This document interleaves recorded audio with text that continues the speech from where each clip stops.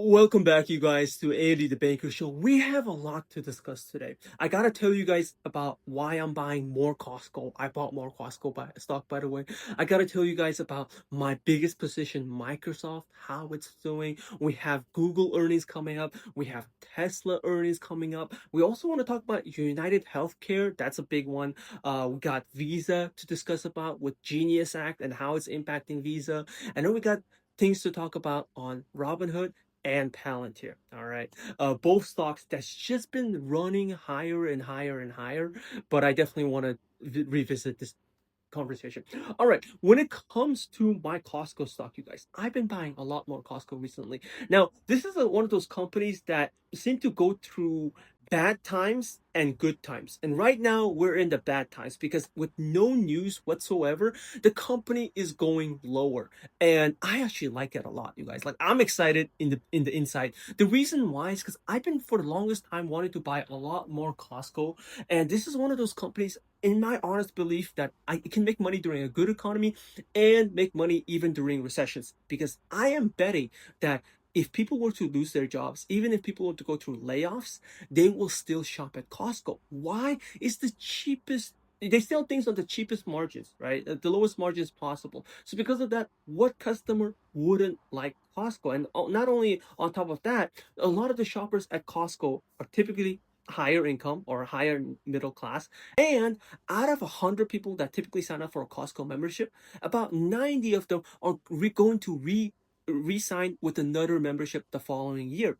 That type of retention rate, you guys, is way better than even Netflix themselves. So because of that, I love it. And with Costco, even though you're not there, like let's say I'm not there shopping at Costco right now, I still paid my membership fees, which is how majority of the net income from Costco comes into play. Now, this is as different into Walmart. One of the reasons why I don't buy Walmart is that for Walmart to make their money, you gotta be there. Like they have to entice shoppers to come in more. And during bad economies, I think that's very easy for Walmart. I think that even during the worst economies, Walmart will be very good in that part, attracting clients.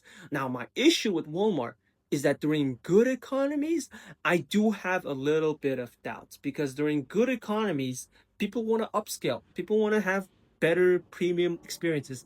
And I don't know if Walmart has those offerings, whereas with Costco, they can they can find vendors that are doing an upscale, right? So that's one of the reasons why I've been buying more. It's gonna be one of those companies I hold for maybe a couple of decades. I just love it. And people have told me their worries about Costco PE ratio. That's fine. I mean, this is a company that I have to pay a premium for. All right, I'll say that. For a company that can make money during a good economy and a bad economy, I'm happy to pay that premium.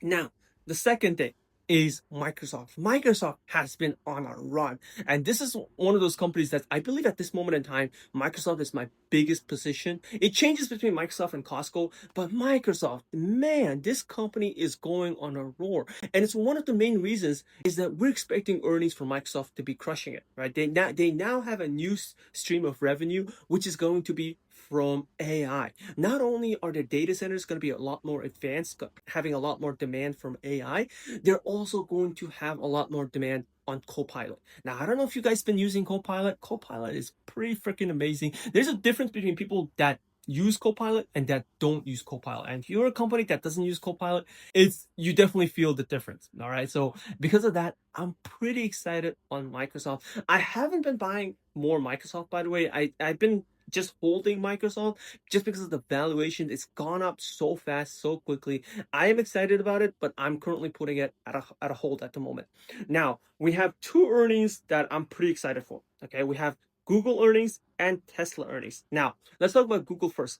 Google is one of those companies I am expecting when they report their earnings this week on Tuesday. I'm expecting to say, hey, you know what?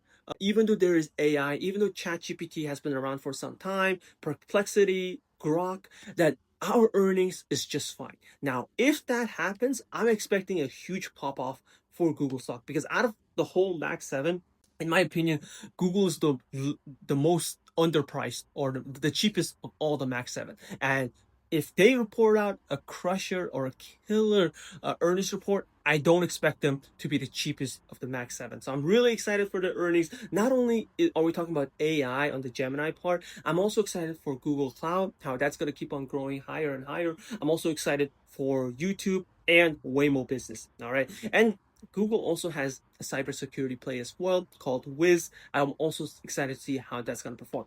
And then the second earning that's going to come out this week is going to be Tesla. Now, I got to have a little bit more serious tone with Tesla, okay? Because for this whole time, almost a year now, Tesla earnings has not been good. Let's just look at the numbers. Like the numbers are numbers, right?